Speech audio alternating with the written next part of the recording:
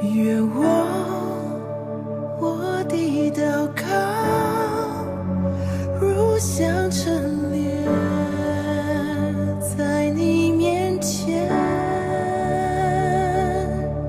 没有黑暗势力可以摇动我的信心。愿我的敬拜到你面前，蒙你悦纳，天使天君屈膝，匍匐敬拜在你宝座前。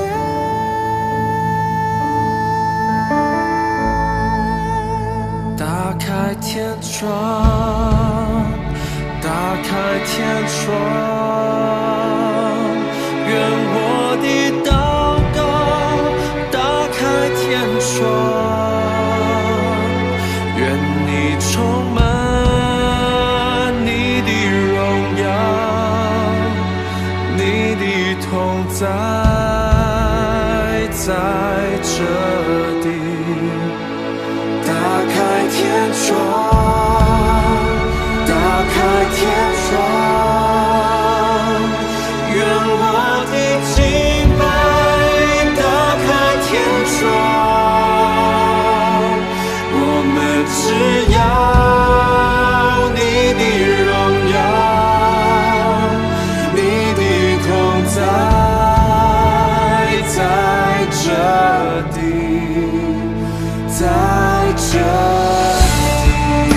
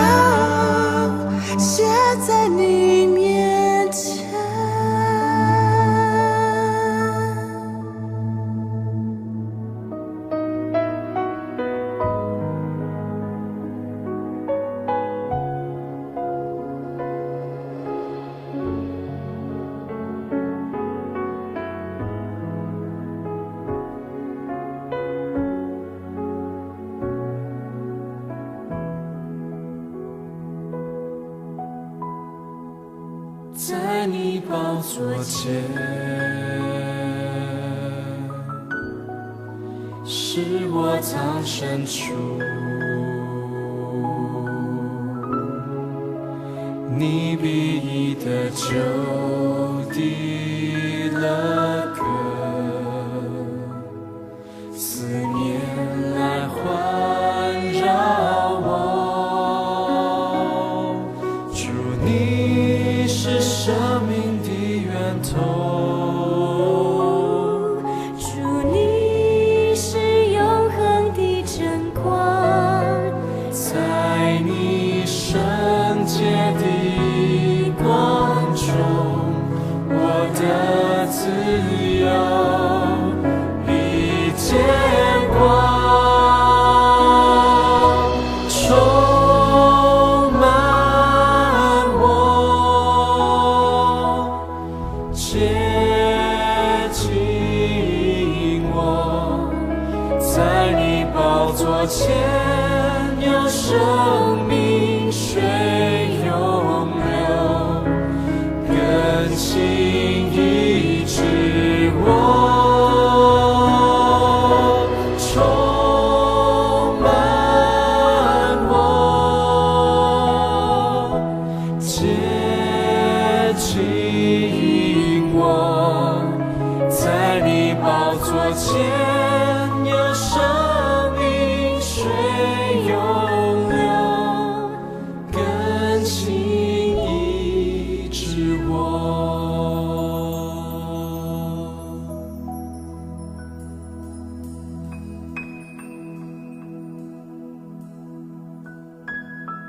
在你宝座前，是我藏身处。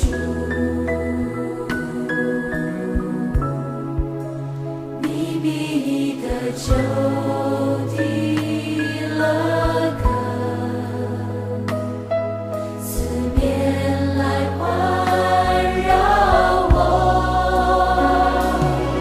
主，你是生命的源头，主，你是永恒的真光。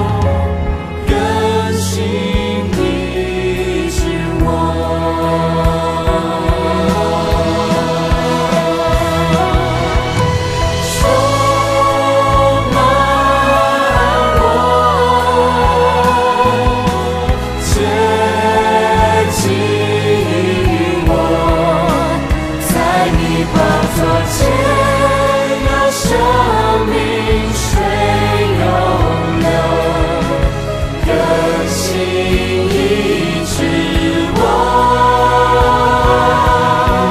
充满我，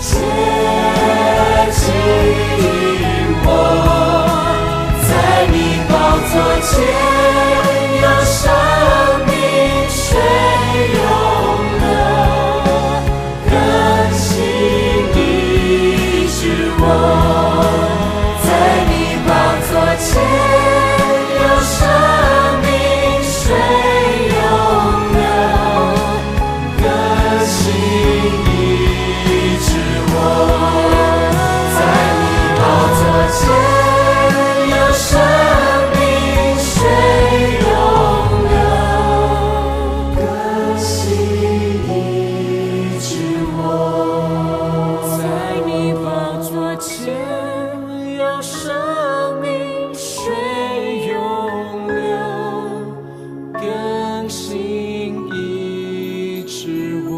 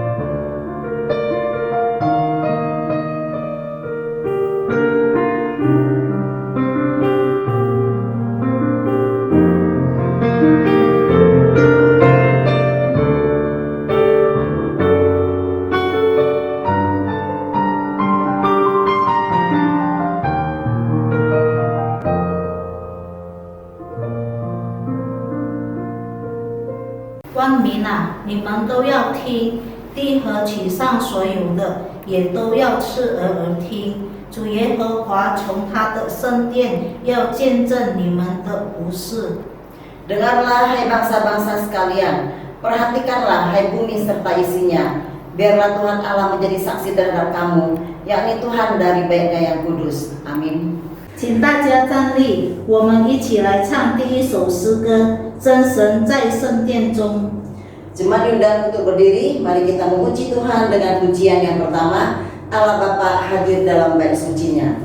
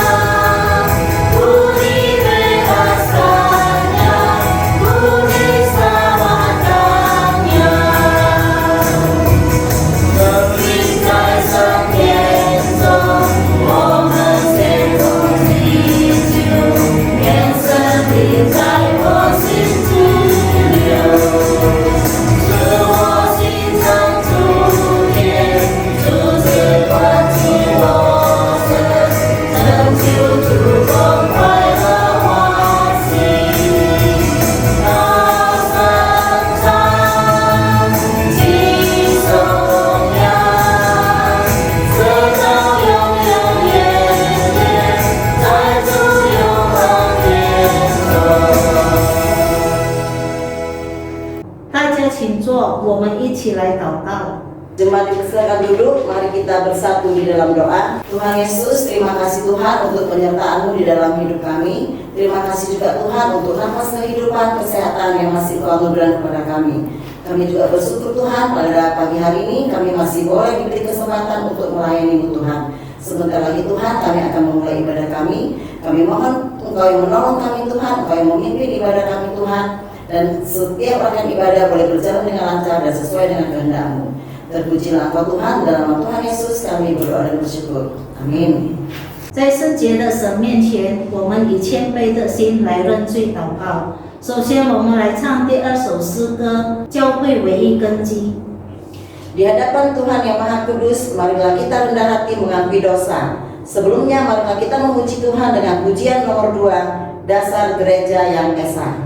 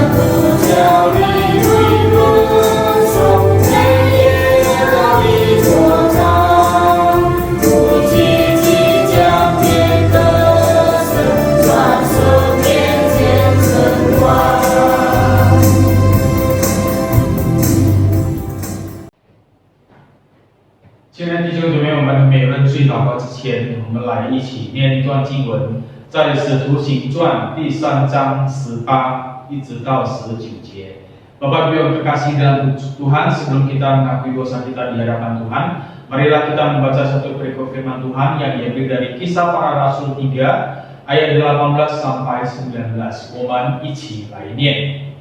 但神曾借众先知的口预言基督将要受害，就这样应验了。 所以你们当悔改归正，使你们的罪得以涂抹。Tetapi dengan jalan demikian, Allah telah menggenapi apa yang telah difirmankannya dahulu dengan perantara nabi-nabinya, yaitu bahwa Mesias yang diutusnya harus menderita. Karena itu sadarlah dan bertobatlah supaya dosamu dihapuskan. 我们一起来祷告。慈悲的父上帝，我们再一次来到主面前，谢谢你的看顾保守带领，谢谢你再次给我们机会能够来到你面前来敬拜你。虽然在这个疫情的当中，我们只能在家里进行，但是主，我们要献上感恩。今天早上，我们再一次以破碎的心来到你面前，我们要承认。 天父上帝，我们实在是个罪人，我们实在在我们每一天的生活里头，我们常常得罪主，常常得罪别人。我们也因为环境，因为别人，常常也在罪中。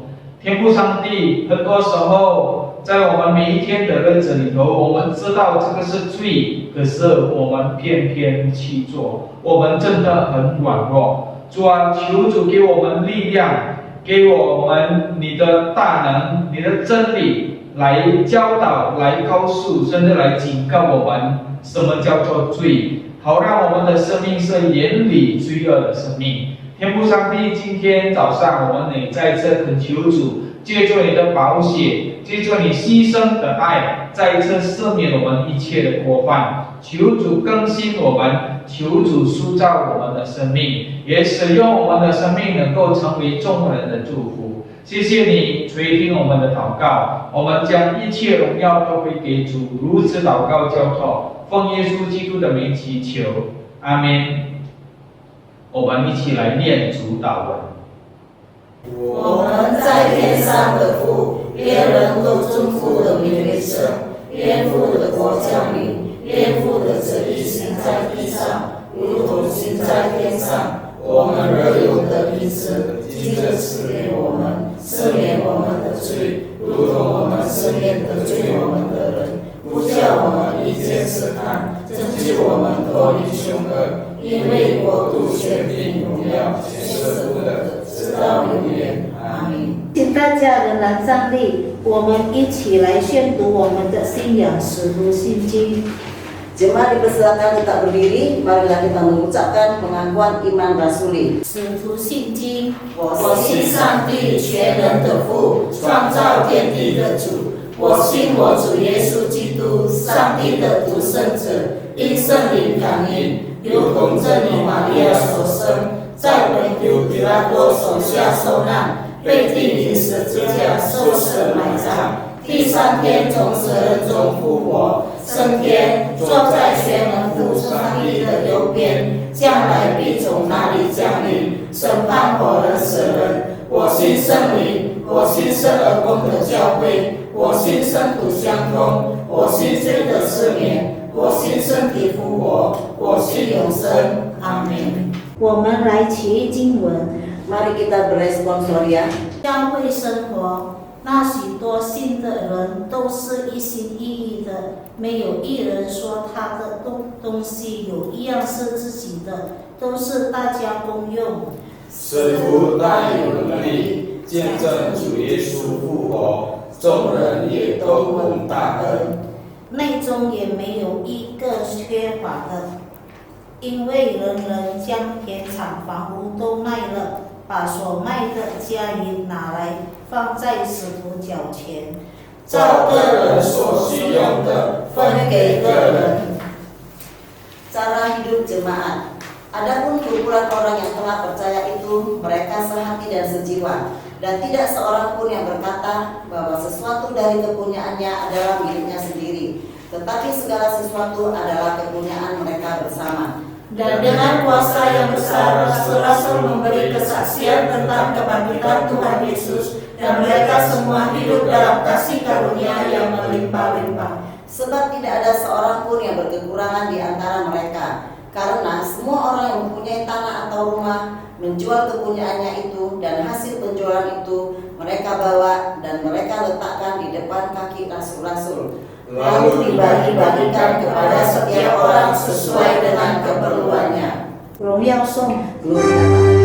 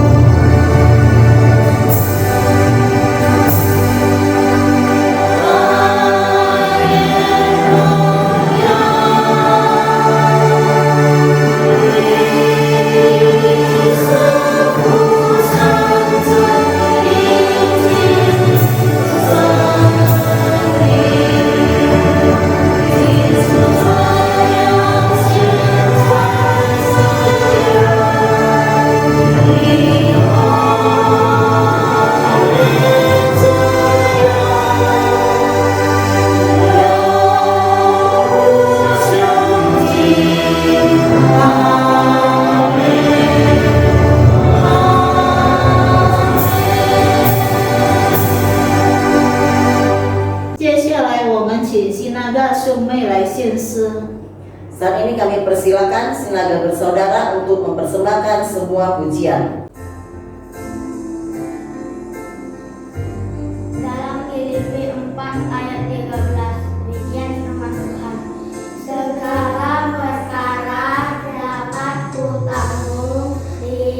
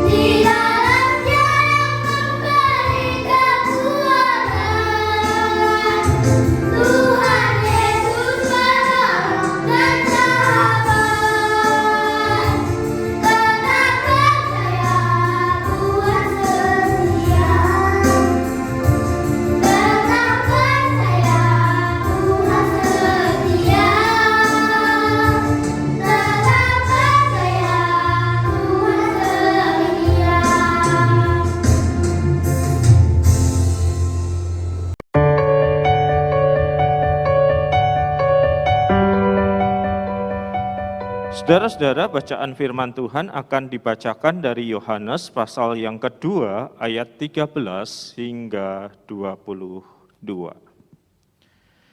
Yohanes pasal yang kedua ayat 13 hingga 22. Ketika hari raya Paskah orang Yahudi sudah dekat, Yesus berangkat ke Yerusalem. Dalam bait suci didapatinya pedagang lembu, kambing domba dan merpati, dan penukar-penukar uang duduk di situ. Ia membuat cambuk dari tali lalu mengusir mereka semua dari bait suci dengan semua kambing domba dan lembu mereka. Uang penukar-penukar dihamburkannya ke tanah dan meja-meja mereka dibalikkannya. Kepada pedagang-pedagang merpati ia berkata, ambillah semuanya ini dari sini. Jangan kamu membuat rumah Bapakku menjadi tempat berjualan. Maka teringatlah murid-muridnya bahwa ada tertulis, cinta untuk rumahmu menghanguskan aku. Orang-orang Yahudi menantang Yesus, katanya, tanda apakah yang dapat engkau tunjukkan kepada kami bahwa engkau berhak bertindak demikian? Jawab Yesus kepada mereka, rombak bait Allah ini dan dalam 3 hari aku akan mendirikannya kembali. Lalu kata orang Yahudi itu kepadanya, 46 tahun orang mendirikan bait Allah ini dan engkau dapat membangunnya hanya dalam 3 hari. Tetapi yang dimaksudkannya dengan bait Allah ialah tubuhnya sendiri. Kemudian sesudah ia bangkit dari antara orang mati, barulah teringat oleh murid-muridnya bahwa hal itu telah dikatakannya, dan mereka percayalah akan kitab suci dan akan perkataan yang telah diucapkan oleh Yesus. Saudara-saudara, ada periode tertentu di dalam perjalanan pelayanan saya sebelum saya pindah ke Surabaya. Saya sering melakukan pelayanan bagi mereka yang ada di rumah tahanan atau di lembaga permasyarakatan. Jadi sebelum keputusan itu tetapkan, biasanya mereka ada di dalam tempat penahanan yang sementara sebelum masuk ke tempat di mana mereka akhirnya akan menjalani sisa hukuman yang ada di LP atau lembaga permasyarakatan. Nah di situ saudara-saudara, berulang kali tiap kali saya datang dan melapor, menyerahkan ID, menyerahkan KTP, selalu ada komentar begini dari penjaganya.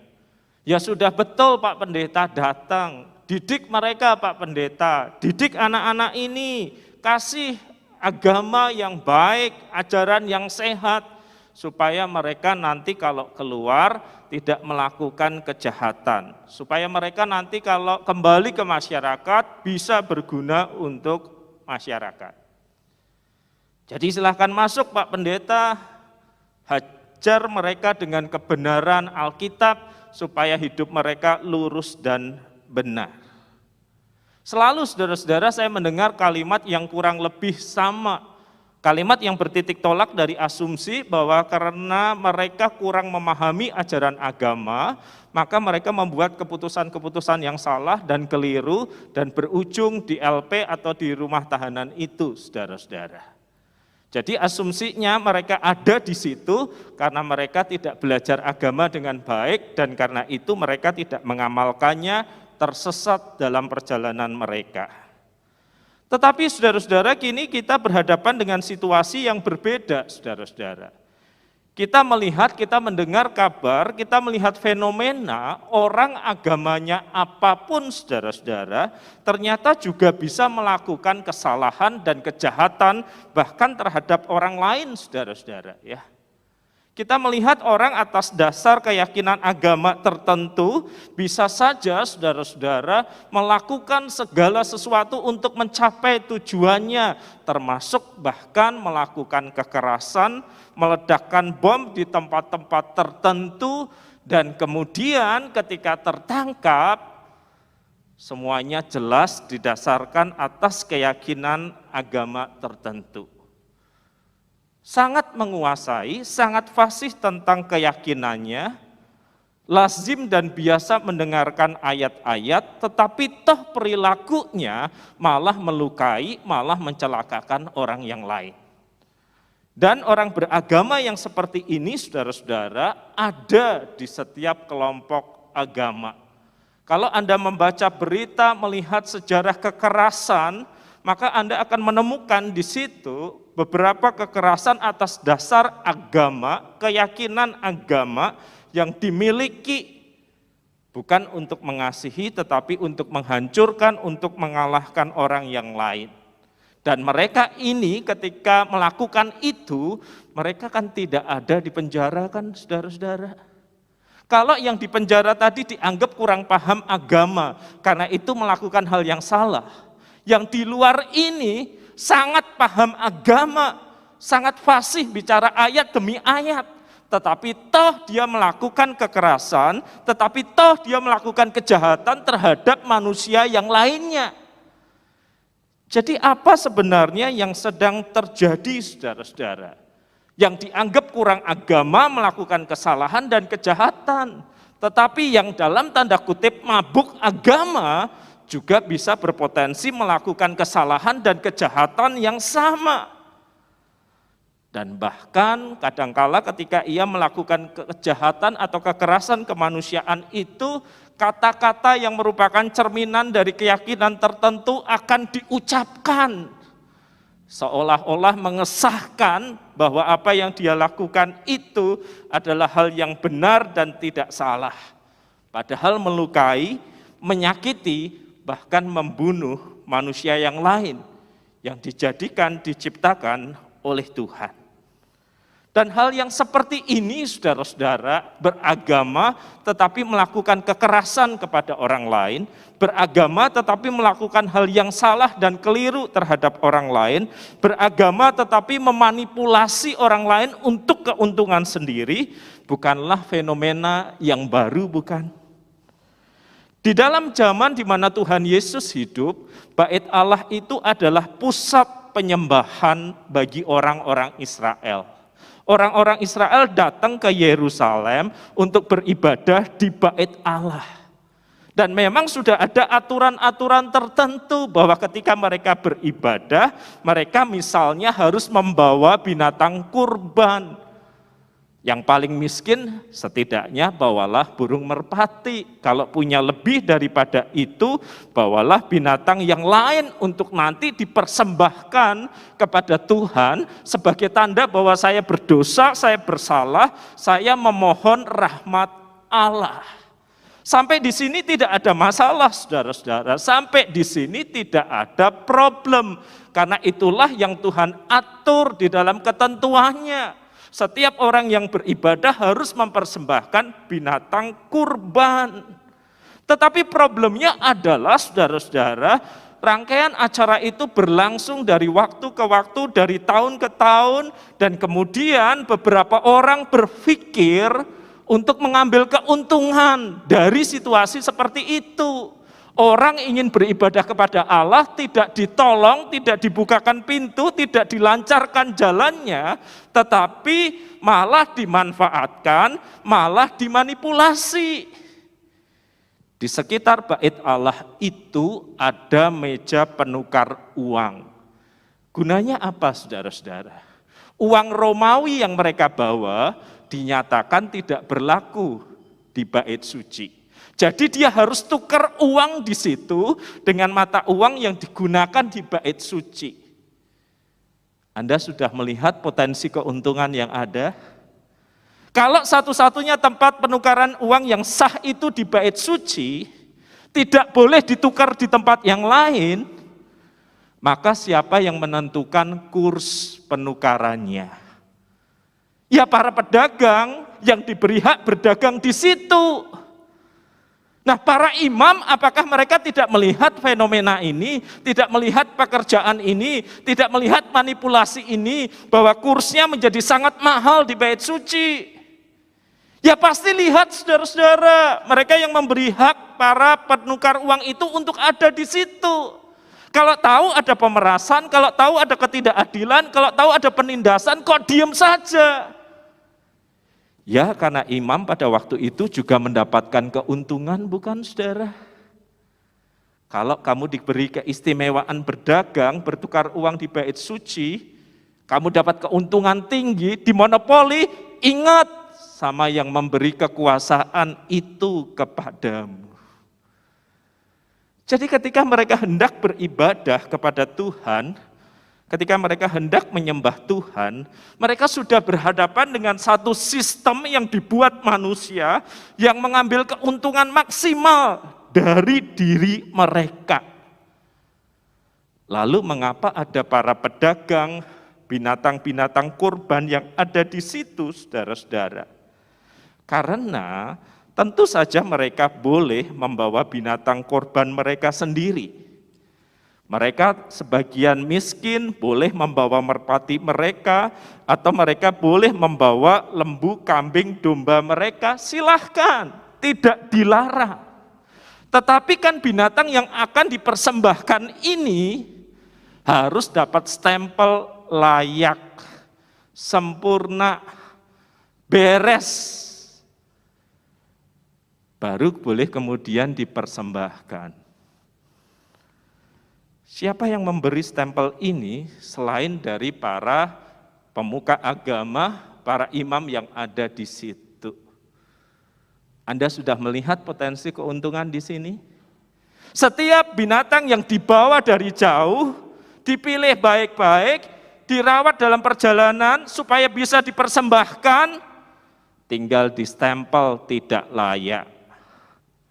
Tidak pantas, ada kekurangannya.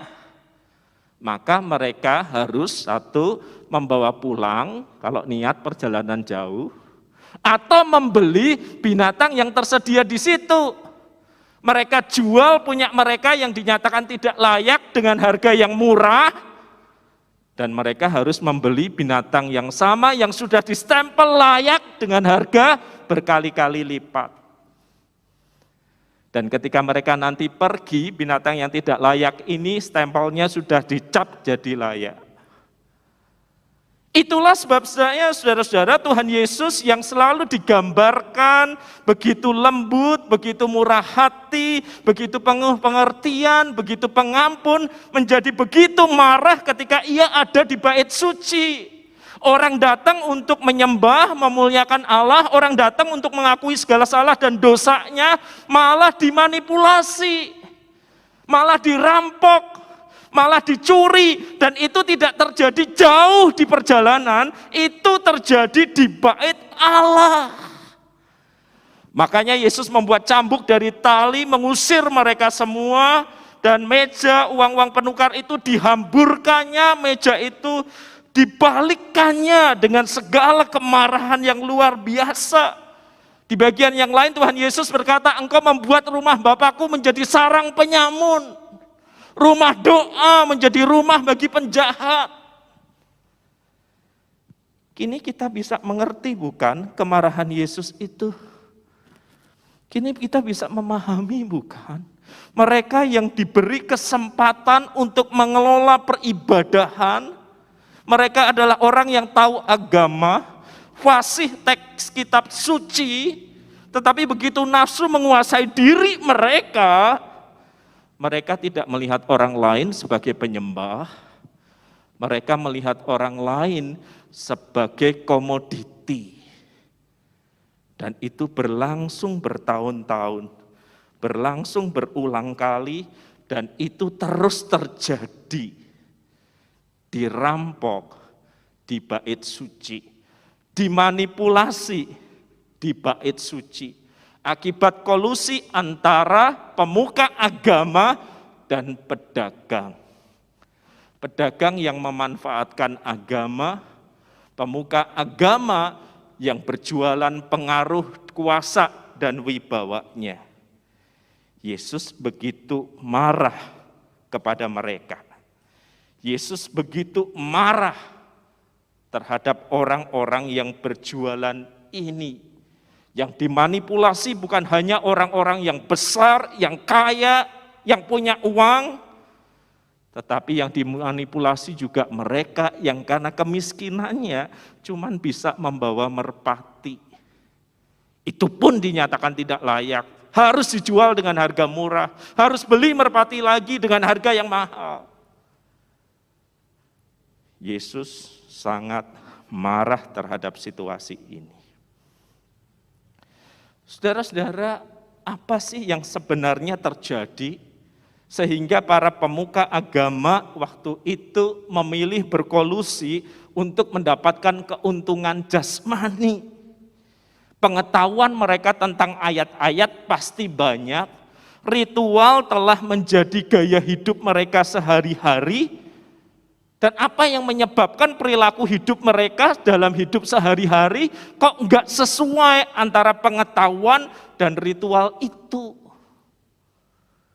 Bukankah ini menunjukkan kepada kita, saudara-saudara, bahwa manusia memang tidak bisa diubah dari luar ke dalam? Diisi pengetahuan agama begitu banyak, menjalani ritual sesuai dengan petunjuk kitab suci, sesuatu yang dari luar memang tidak bisa mengubah hidup seseorang, bukan? Ingat enggak saudara-saudara, sama seperti pengalaman kita di sekolah dulu, ketika kita harus mengikuti upacara bendera. Perhatikan sikap orang-orang itu ketika mengikuti upacara bendera. Perhatikan sikap kita ketika kita mengikuti upacara bendera. Apakah kita mengikutinya dengan begitu serius, khidmat penuh penghayatan? Saya rasa ada yang seperti itu. Tetapi saya rasa lebih banyak orang karena kepaksa harus hadir, diabsensi, diawasi, maka sesuatu yang dari luar itu memaksa mereka berperilaku tertentu. Begitu tidak diawasi, Anda tahu apa yang terjadi. Ada yang langsung duduk, ada yang langsung berdirinya posisinya sembarangan. Kalau di zaman sekarang mungkin ada yang sudah mengeluarkan HP dan main games di situ. Aturan, termasuk aturan agama, tidak akan pernah bisa mengubah apa yang ada di dalam hati manusia. Manusia bisa hadir di dalam berbagai macam acara agama, mereka bisa hadir di dalam acara ibadah, manusia bisa diisi kepalanya dengan kebenaran kitab suci, tetapi belum tentu sesuatu dari luar yang coba dimasukkan ke dalam itu, dipaksakan ke dalam itu, akan menghasilkan perilaku sesuai yang diharapkan.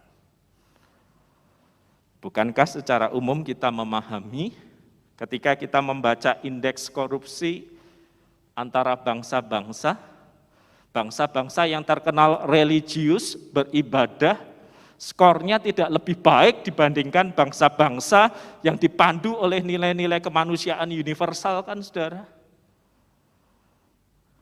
Dan kita juga bisa mengamati angka kekerasan terhadap pekerja publik, terhadap tenaga kerja wanita yang bekerja di negara tertentu, di wilayah tertentu, saudara-saudara, yang sering mendapatkan kekerasan, yang sering mendapatkan perlakuan yang tidak seharusnya, justru yang berada di negara di mana agama menjadi bagian dari hidup sehari-hari, bukan saudara-saudara?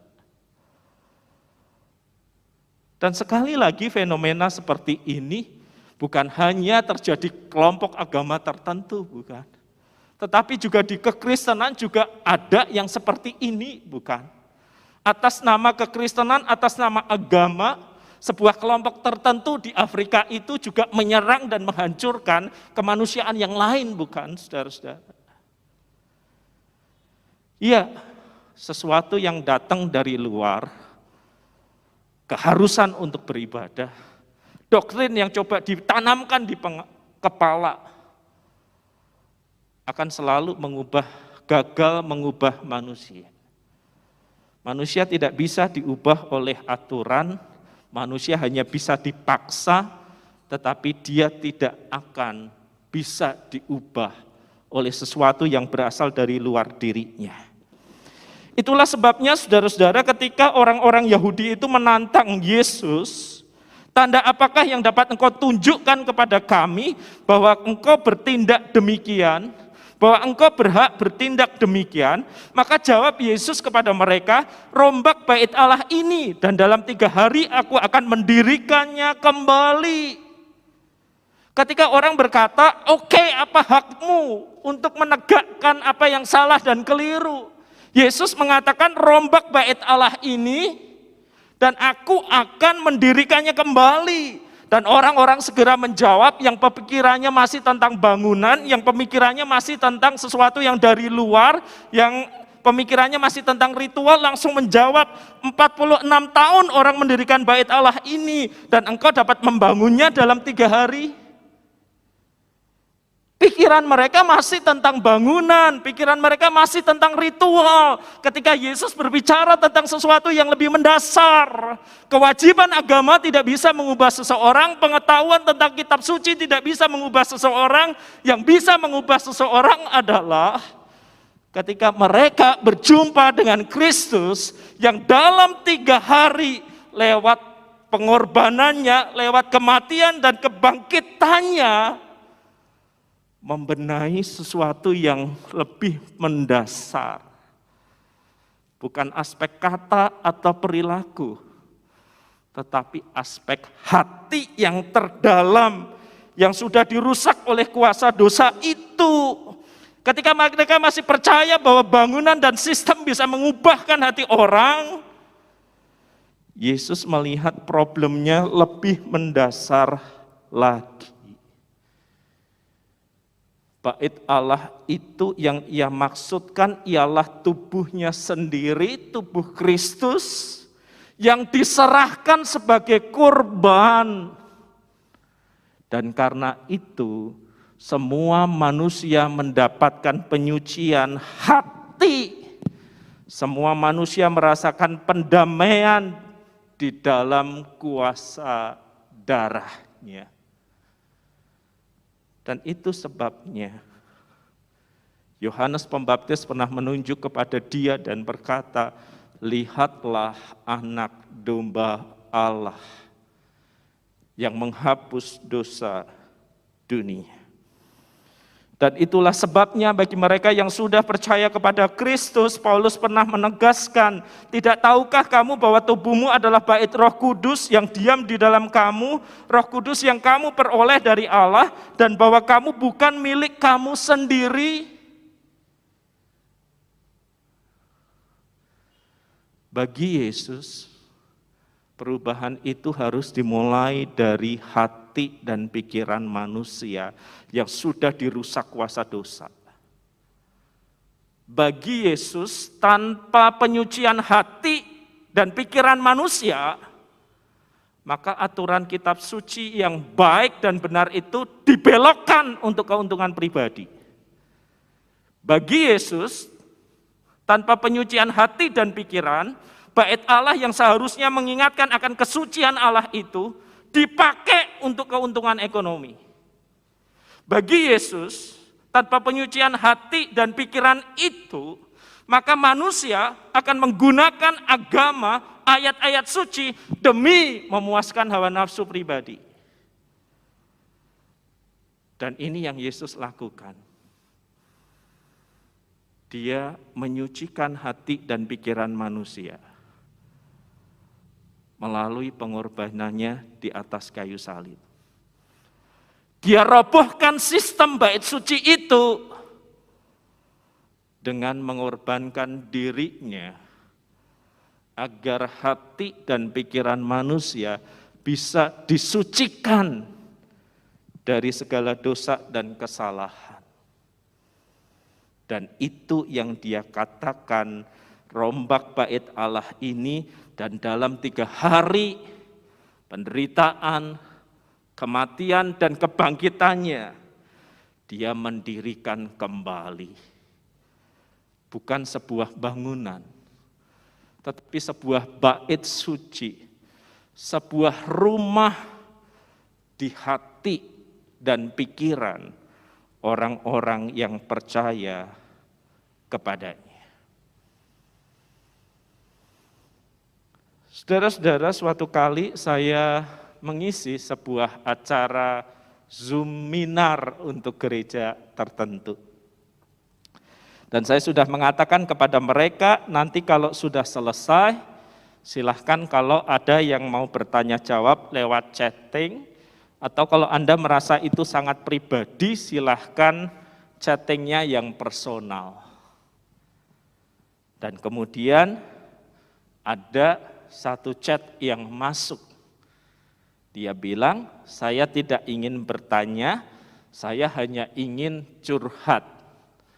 Dan kalau bisa tolong diberi tanggapan saja secara personal.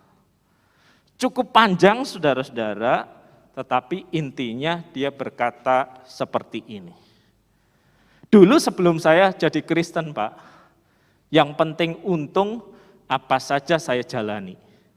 Bikin orang jadi buntung pun nggak masalah, yang penting saya untung. Dulu sebelum saya jadi Kristen Pak, siapapun yang tersedia untuk memuaskan hawa nafsu dan keinginan saya ambil. Apalagi kalau itu dalam tanda kutip diberikan oleh rekanan bisnis saya. Dulu sebelum saya jadi Kristen Pak, kalau saya lagi emosi, lagi marah, enggak istri, enggak anak, enggak pembantu, enggak anak buah, siapapun juga saya eksekusi. Ngomong, mukul, nendang, biasa. Dan dulu sebelum saya sungguh-sungguh jadi Kristen itu Pak, saya juga hadir di dalam ibadah-ibadah yang ada. Tapi hidup saya ya begitu. Sampai kemudian saya bertanya, jadi sebenarnya buat apa saya ke gereja ya? Dengerin yang baik, tahu yang baik, tetapi hari Senin sampai hari Sabtu, saya liar, tidak bertanggung jawab, dan melihat orang lain sebagai sosok yang bisa saya manfaatkan. Sampai suatu kali saya menyerah. Hidup saya serahkan kepada Kristus, dan kasih kuasa dan pengampunannya melahirkan kembali kehidupan saya. Tapi Pak, begitu tuturnya dalam curhat yang panjang, hidup enggak jadi lebih mudah ya? Saya berharap godaan sirna. Saya berharap perilaku yang lama, tahu-tahu saja hilang. Hidup enggak jadi lebih mudah ya Pak? Apakah saya salah? Kalau masih ada godaan mengambil keuntungan dengan membuat buntung orang lain. Apakah kalau saya salah, kalau setelah saya dilahirkan kembali, masih ada hawa nafsu yang begitu bergelora? Apakah saya salah kalau dalam keadaan-keadaan emosi dan marah, masih ada keinginan untuk mencaci maki dan mengeksekusi seperti dulu? Apakah saya ada yang salah atau kurang, sehingga yang seperti ini masih terjadi? Dan saya ingat jawaban saya. Tidak ada yang salah dengan semua keinginan yang masih tetap ada. Tidak ada yang salah dengan setiap godaan yang masih ada. Tidak ada yang salah dengan keinginan meraih keuntungan yang masih ada. Itu pergumulan manusiawi kita. Tetapi yang salah adalah kalau kita telah dilahirkan kembali, darahnya telah menyucikan kita dari segala dosa dan pelanggaran. Yang menjadi salah adalah kalau kita tidak gelisah ketika kita menyerah pada dosa dan kesalahan. Ketika kita menyerah pada hawa nafsu. Ketika kita menyerah pada kata-kata yang sembrono dan tindakan yang kasar. Kalau kita menyerah, itu yang menggelisahkan. Kalau kita gelisah dan menahan diri kita, maka kita tahu roh yang berdiam di dalam diri kita, Roh Kudus itulah yang mencegah kita dari segala hal yang keliru dan salah itu. Kegelisahan justru sebuah tanda kehidupan Kristiani yang telah dilahirkan kembali. Apa yang dulu dengan mudah disikat dan dilahap, kini menjadi sumber gelisah. Dan kita bergumul di dalam hati, aku gak pantas ngelakuin ini. Saudara, sepanjang hidup kita akan masih terus bertemu orang-orang yang memakai agama, ayat, untuk mendapatkan pengaruh, untuk mendapatkan uang, untuk mendapatkan apapun yang dia ingin dapatkan. Kita akan selalu ketemu orang beragama seperti itu di agama manapun. Dan itu menunjukkan manusia tidak bisa diubah dari luar dengan aturan dan religi dan liturgi dari luar kehidupannya.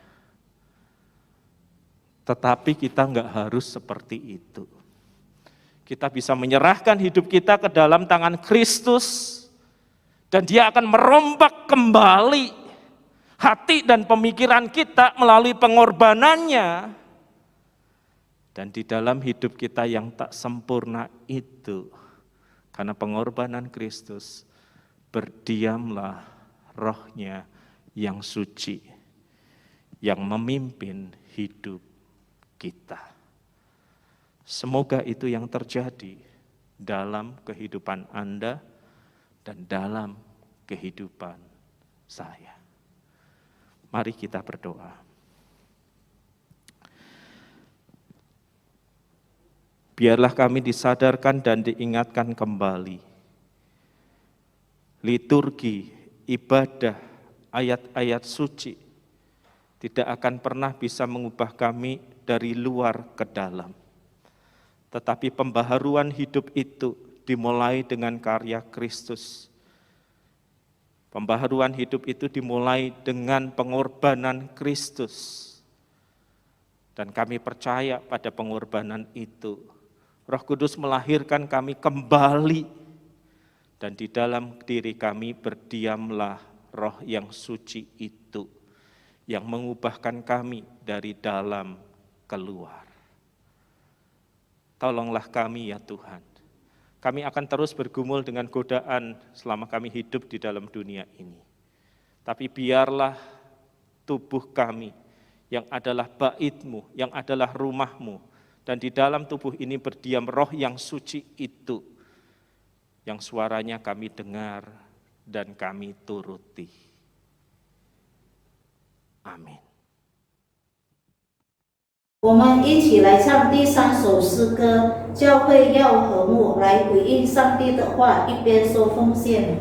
Marilah kita memuji Tuhan dengan pujian Gereja Harus Rukun untuk meresponi firman Tuhan pada pagi hari ini sambil mengumpulkan persembahan.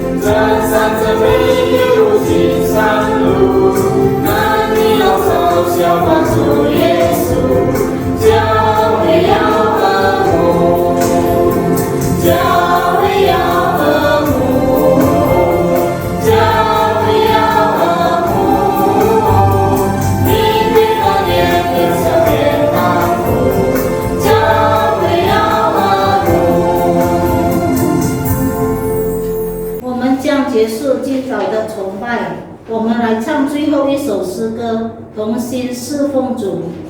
Kita akan mengakhiri ibadah pagi hari ini. Marilah kita kembali memuji Tuhan dengan pujian, bersatu hati melayani Tuhan.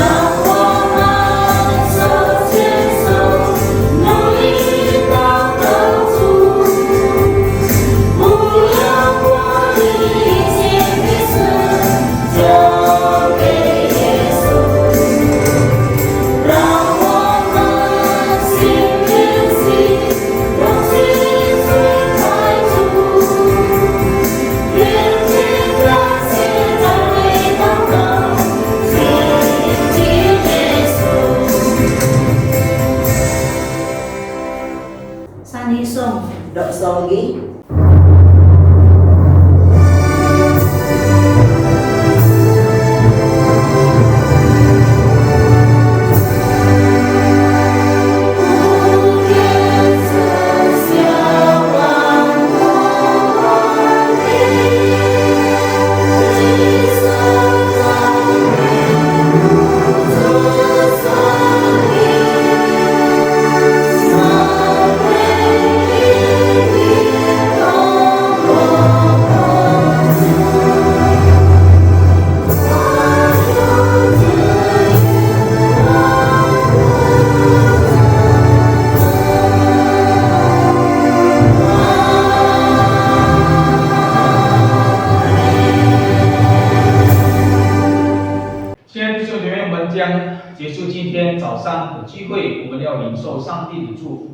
Bapak Ibu yang terkasih dalam Tuhan, kita akan mengakhiri ibadah kita pada pagi hari ini. Kita akan sama-sama menerima berkat yang daripada Tuhan.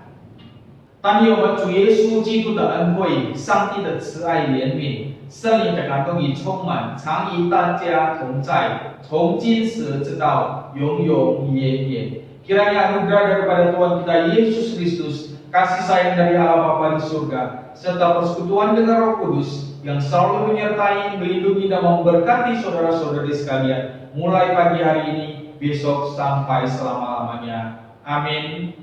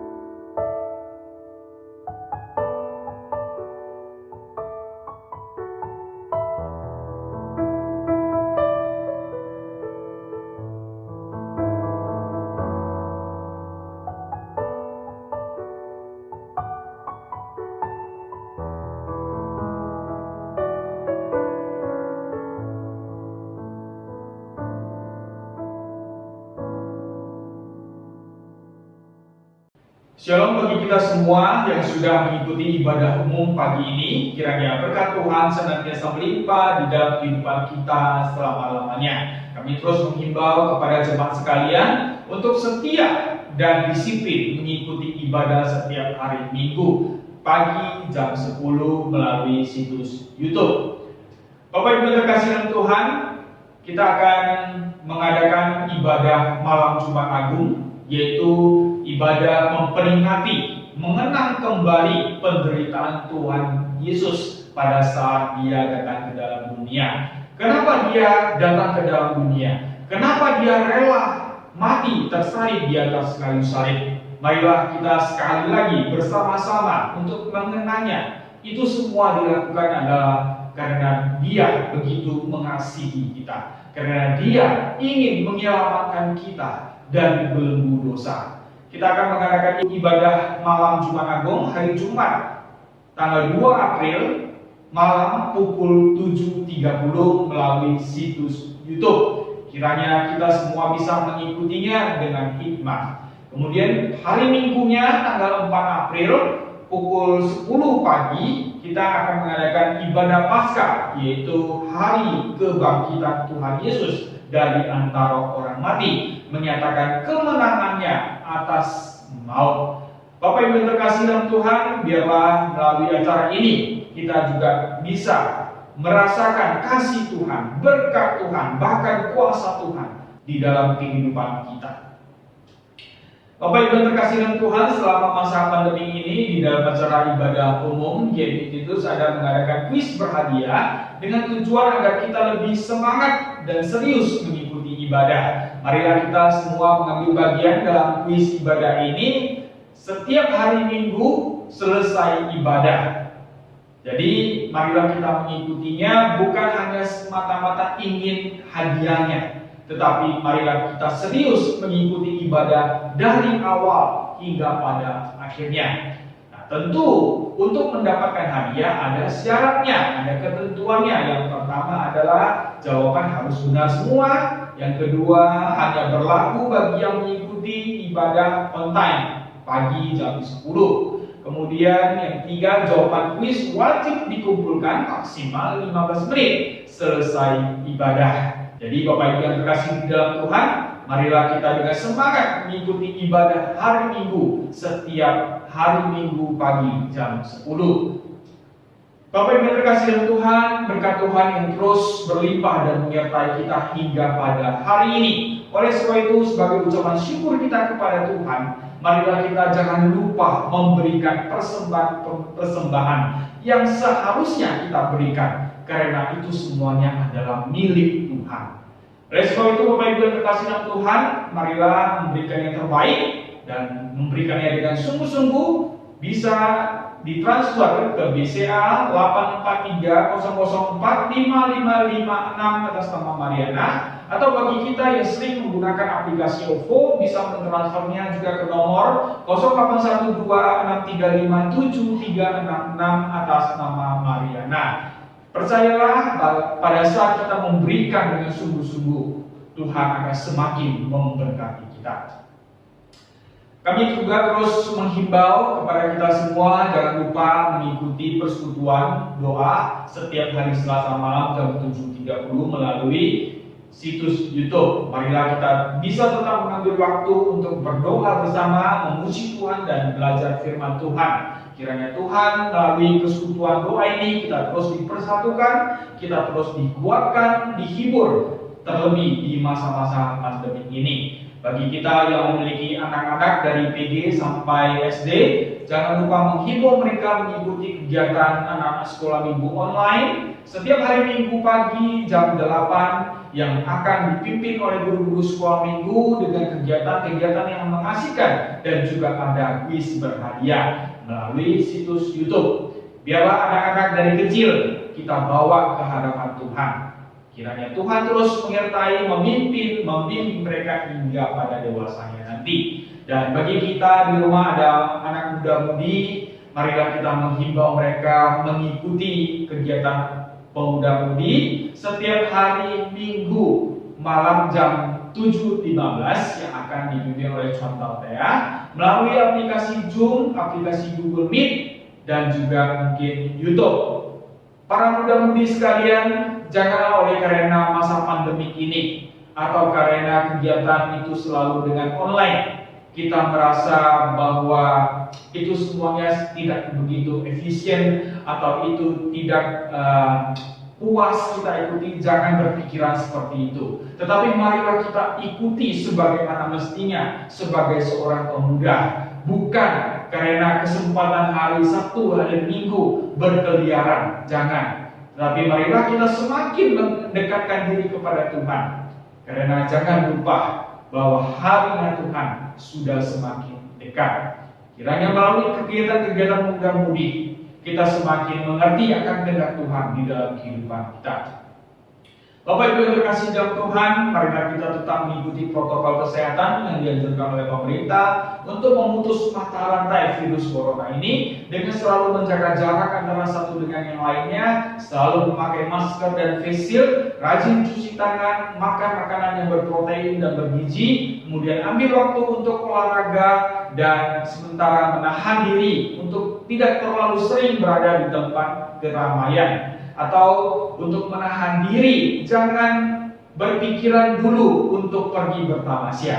Dan bagi Bapak Ibu yang sering berbelanja, usahakan memakai sarung tangan. Dengan menjaga kesehatan kita masing-masing, kita juga menjaga kesehatan sesama kita. Demikian ibadah kita pada pagi hari ini, dan kuota singkat untuk kita semua.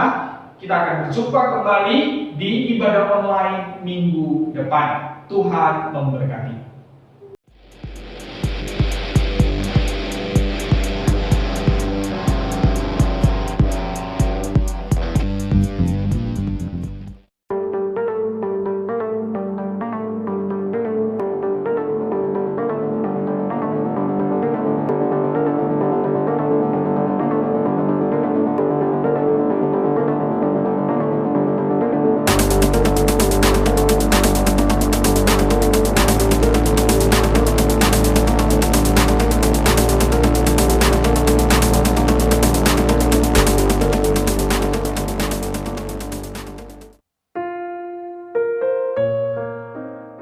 Pertanyaan pertama, orang-orang percaya di jemaat manakah yang membakar kitab-kitab sihir mereka? A. Efesus, B. Roma, C. Korintus.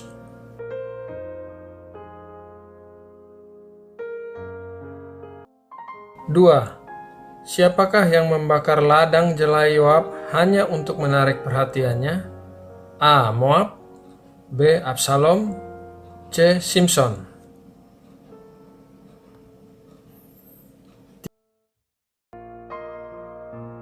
3. Siapakah yang membakar tumpukan gandum orang Filistin dengan mengikatkan obor pada ekor-ekor anjing hutan? A. Simson, B. Akan, C. Moab.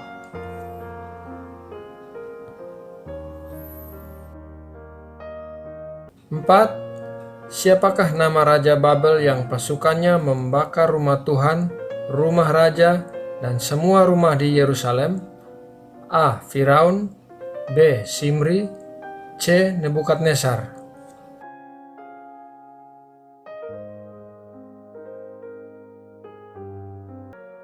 5. Kota Kanaan yang manakah yang dibakar oleh orang-orang Dan? A. Silo, B. Tirsa, C. Lais.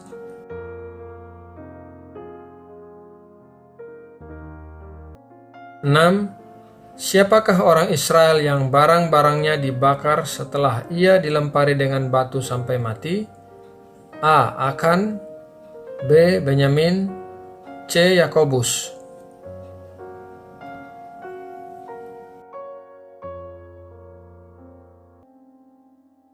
7. Bangsa apakah yang membakar Siklak, kota Daud? A. Bangsa Amalek, B. Bangsa Israel, C. Bangsa Mesir.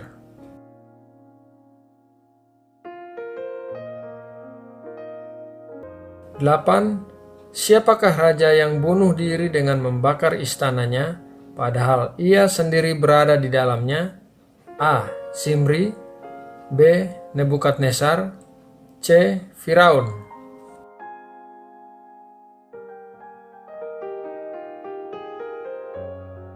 9.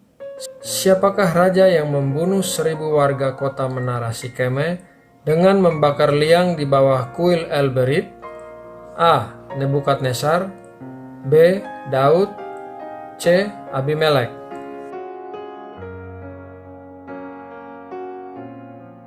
Sepuluh. Kota apakah yang dibakar Firaun, kemudian diberikannya kepada putrinya sebagai hadiah kawin pada waktu putrinya menikah dengan Raja Salomo? A. Gezer, B. Lais, C. Roma.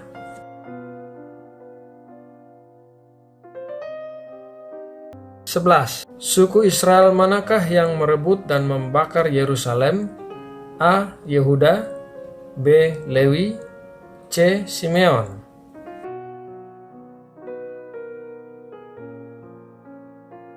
Pertanyaan terakhir, pada zaman hakim-hakim, suku apakah yang kota-kotanya dibakar oleh orang Israel? A. Benyamin, B. Zebulon, C. Asyer.